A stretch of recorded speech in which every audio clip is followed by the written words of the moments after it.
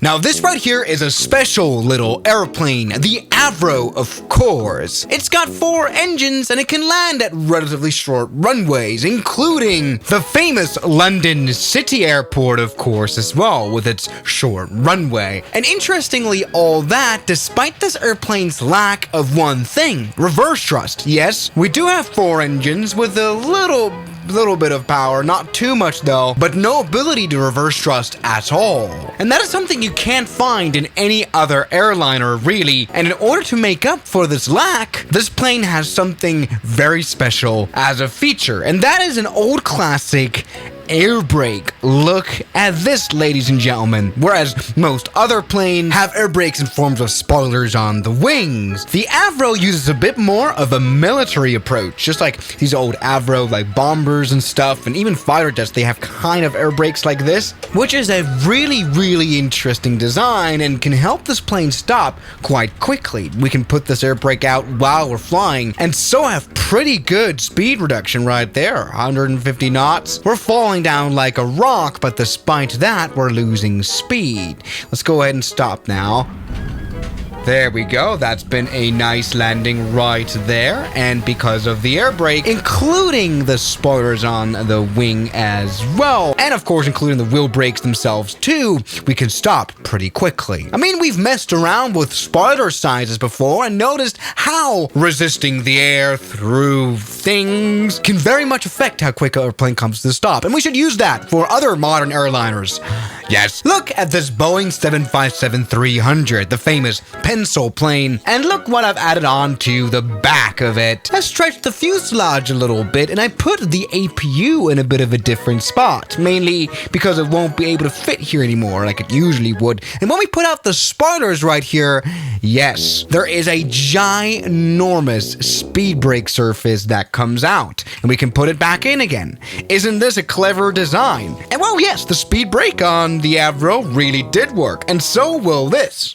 Of course, there's a little bit of more maintenance and hardware involved here now. There's a tad bit more complexity in this airplane now, but yeah, this definitely will make some big difference. So let's see what this looks like. Go and fly the 757-300. The reason why I took this plane is because it's so sportiful. It will be able to take off pretty much anywhere and land very much anywhere as well. So look at this. We don't have a lot of extra weight or anything. This new tail cone isn't crazy. Look, I can even put it out here. And boom, we can definitely take off without issue on the 7.5. And okay, this is a bit of a problem. I've extended the fuselage. That was a proper tail strike. Would you look at this now? We can climb quickly, but something we can definitely do is descend insanely quickly as well. See, the air brake of the Avro could be deployed while flying. A great idea because these usual spoilers disrupt the flow of the wing quite a lot. This airplane flies a lot worse and needs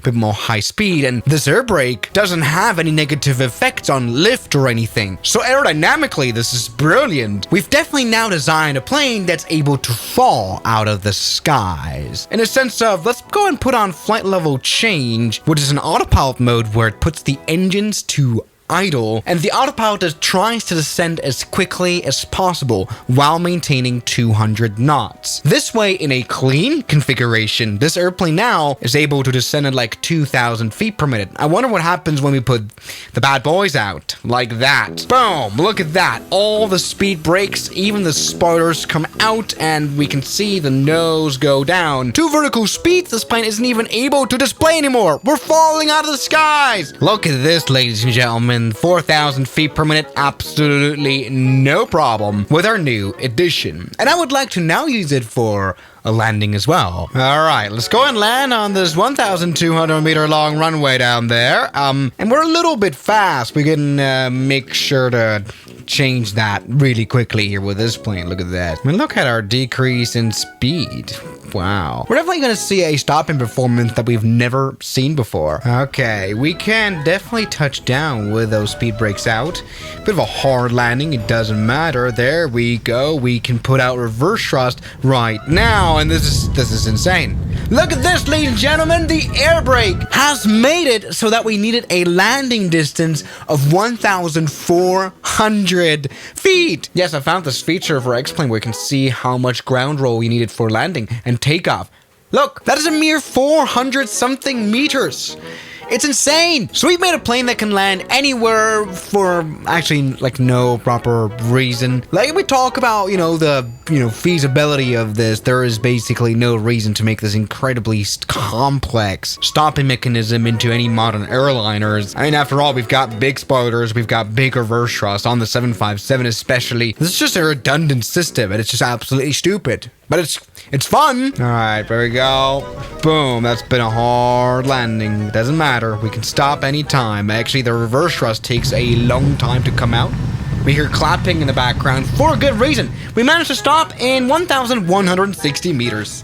Which, to be honest, is a completely useless thing because, I mean, if you're going to display this plane as like a museum or something, it'll be a bit of a different story because you will never get this plane out of here again because it just won't really, it won't take, look at this runway, it won't take off here. I mean, we could make it a try. It's going to be like an 8-second run of death because it just won't work, Put out the flaps all the way is maybe an idea.